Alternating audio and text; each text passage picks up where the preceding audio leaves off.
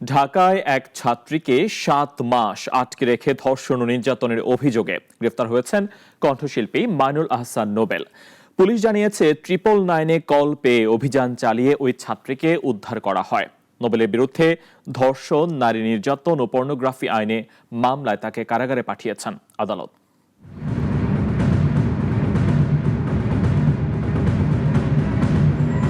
সম্প্রতি সামাজিক যোগাযোগ মাধ্যমে ভাইরাল হওয়া একটি ভিডিওতে দেখা যায় এক নারীকে সিঁড়ি দিয়ে টেনে নিচ্ছেন কণ্ঠশিল্পী নোবেল। ভিডিও দেখে ছাত্রীটির পরিবার টাঙ্গাইল থেকে ঢাকায় এসে ঘটনা জানতে পারেন। পরে তারা কল করেন জাতীয় জরুরি সেবা 999-এ। সেই তথ্যের ভিত্তিতে গত সোমবার রাতে রাজধানীর ডেমরার একটি বাসায় অভিযান চালিয়ে ছাত্রীটিকে উদ্ধার করে পুলিশ। তখন পুলিশের উপস্থিতি টের পেয়ে পালিয়ে যান নোবেল। এরপর তথ্য প্রযুক্তি সহায়তায় সোমবার দিবাগত রাত 2টার দিকে ডেমরা এলাকা থেকেই তাকে গ্রেপ্তার করে পুলিশ। 999-এ ফোন করে একটা ভুক্তভোগী এই যে ইশরাত জাহান প্রিয়া নামে এক মেয়ে, তার বাবা মা, তারা ওই 999-এ হেল্প চায় যে তার মেয়েকে আমার থানাধীন অর্থাৎ ডেমরা থানাধীন আমতলা নোবেল, পুরো নাম হলো মাইনুল আহসান নোবেলের বাসায় দীর্ঘদিন যাবৎ তাকে এখানে অবরুদ্ধ করে রেখেছে। তার মেয়েকে উদ্ধারের জন্য আমাদের কাছে হেল্প চায়।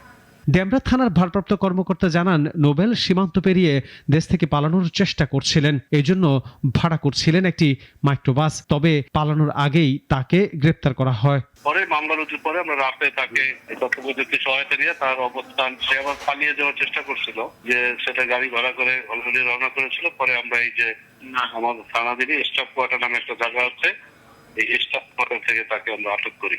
ধর্ষণ, নারী নির্যাতন ও পর্নোগ্রাফি আইনে দায়ের করা মামলায় মঙ্গলবার দুপুরে নোবেলকে ঢাকা সিএমএম আদালতে হাজির করে কারাগারে পাঠানোর আবেদন করে পুলিশ। জামিন চাইলেও আদালত তা নামঞ্জুর করে তাকে কারাগারে পাঠানোর নির্দেশ দেন। সামাজিক ও সাংস্কৃতিক অঙ্গনে আলোচিত এই শিল্পীর বিরুদ্ধে এমন অভিযোগে হতবাক অনেকেই। তবে নির্যাতনের বিরুদ্ধে দ্রুত আইনি ব্যবস্থা নেওয়ার স্বস্তি জানিয়েছে ভুক্তভোগী পরিবার। আনোয়ার হোসেন, নাগরিক, ঢাকা। ওয়ালটন আবারও মিলিনিয়ার অফারে ওয়ালটন ফ্রিজ কিনে আপনিও হয়ে যেতে পারেন মিলিয়নিয়ার।